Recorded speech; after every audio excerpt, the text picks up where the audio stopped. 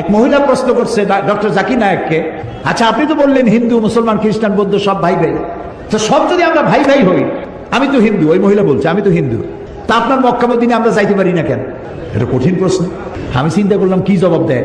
আমার কাছেও জবাব আছে, কিন্তু উনি কি বলেন সেটা শোনা দরকার। উনি জবাব দিলেন, বোন আপনার বাড়ি কই? কই তো ইন্ডিয়ায়। জন্মস্থান কোথায়? এখানে। আমার জন্মস্থানও এখানে। আচ্ছা বোন আপনি কি জানেন যে ইন্ডিয়ায় এমন এমন জায়গা আছে যেখানে এখানে জন্মগ্রহণ করার পরেও সে জায়গায় আপনি আর আমি যাইতে পারি না, এরকম জায়গার নাম জানেন? কোন এরকম জায়গা থাকবে কেন? আমি ইন্ডিয়া জন্মগ্রহণ করছি, সব জায়গায় যাইতে পারি। উনি বললেন মোটেই না, এখানে এমন এমন জায়গা আছে যেখানে আপনি আমি প্রবেশ করতে পারবো না, তার নাম ক্যান্টনমেন্ট। ক্যান্টনমেন্টে আপনিও ঢুকতে পারবেন না, আমিও ঢুকতে পারবো না। ক্যান্টনমেন্টে ঢুকবে যারা নিরাপত্তার দায়িত্বে, দেশ রক্ষার দায়িত্বে যারা আছে, যে কোনো মুহূর্তে ডাক দিয়ে পড়ে জান দেওয়ার জন্য, রক্ত দেওয়ার জন্য, জীবন দেওয়ার জন্য ঝাঁপায় পড়বে, সেসব সেনাবাহিনীর জন্যই ক্যান্টনমেন্ট তৈরি করা হয়। ওখানে আপনি আর আমি যাইতে পারবো না। ইসলামের একটা ক্যান্টনমেন্ট আছে, সেটার নাম মক্কা আর মদিনা।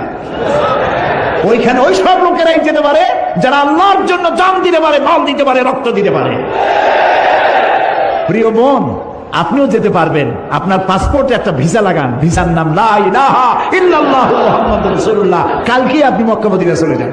কি সুন্দর জবাব! আমার খালি দোয়াই আসলো যে আল্লাহ তাআলা কি ব্রেন তুমি তাকে দিয়েছো, সুবহানাল্লাহ।